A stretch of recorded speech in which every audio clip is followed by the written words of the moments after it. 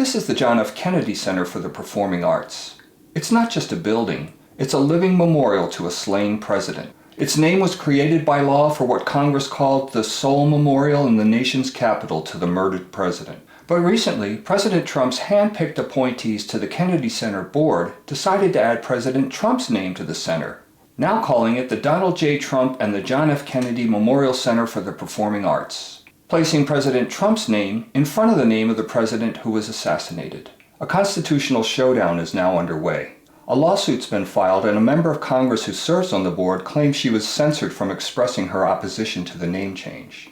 This is the story of how a fight over a name became a battle over the separation of powers. Let's break it down. The news broke with whiplash speed. On December 18, 2025, the White House press secretary announced that the Kennedy Center's Board of Trustees, mostly handpicked by President Trump after he fired many of the board's previous members, had voted unanimously to rename the institution the Donald J. Trump and the John F. Kennedy Memorial Center for the Performing Arts. Within 24 hours, new lettering was being installed above the main entrance. But that word unanimous immediately came under fire. Congresswoman Joyce Beatty, a Democrat from Ohio, is an ex-officio trustee on the board, meaning she serves by virtue of her position in Congress. She claims the vote was anything but unanimous. In a social media post, she said, "I want the record to be straight. It was not unanimous. It was by censorship." Representative Beatty has filed a lawsuit alleging that no prior notice of a renaming vote was even given.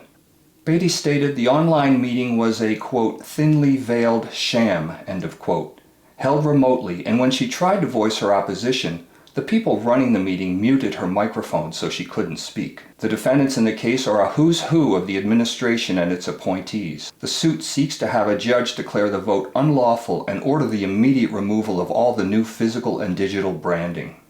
But the central question of the Congresswoman's lawsuit isn't about how the board conducted its vote, but on whether it has authority at all to do what it claims to have done.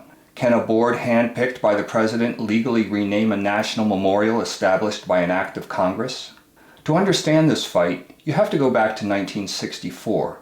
In the wake of President Kennedy's assassination, Congress passed Public Law 88-260. That law officially designated the new Performing Arts Center as the John F. Kennedy Center for the Performing Arts. It was signed into law by President Lyndon B. Johnson. The name wasn't a suggestion, it was required in federal law. This is the heart of the legal challenge. The argument made by Representative Beatty is simple. A board of trustees, even one filled with presidential appointees, is a managerial body. They can run the center, but they cannot rewrite the law that created it. That power belongs exclusively to Congress.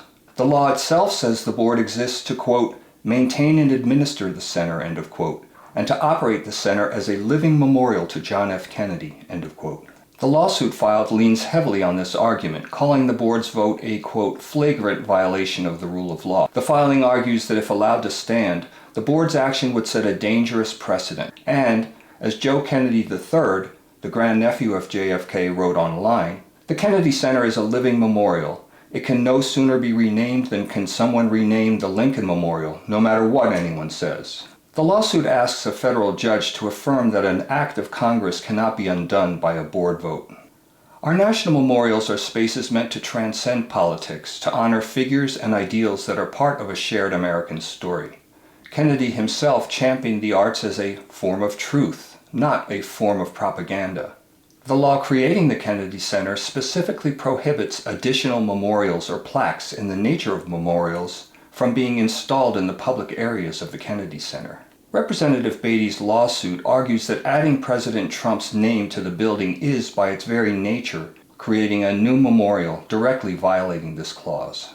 The controversy has already had tangible effects. Jazz musician Chuck Redd, who was host of the Kennedy Center's annual Christmas Eve Jazz Jam for the last 19 years, canceled his performance this year in response to the attempt to change the name, stating that the change was inconsistent with the center's statutory identity as a memorial to John F. Kennedy. This is the first indication that if artists begin to see the center as a political entity rather than a cultural one, it could fundamentally damage its reputation and mission.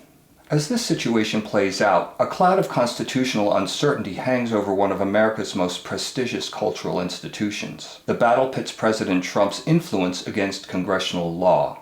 It raises a fundamental question about who owns our public spaces and our history. We're watching a real-time test of our democratic norms. As an attorney with nearly 40 years' experience, it's my opinion that the board's attempt to rename the Kennedy Center is unlawful. The authority to rename a national memorial created by law and named by law rests exclusively with Congress. If you find this kind of factual and legal analysis helpful, please consider subscribing. And remember, where law rules, justice follows.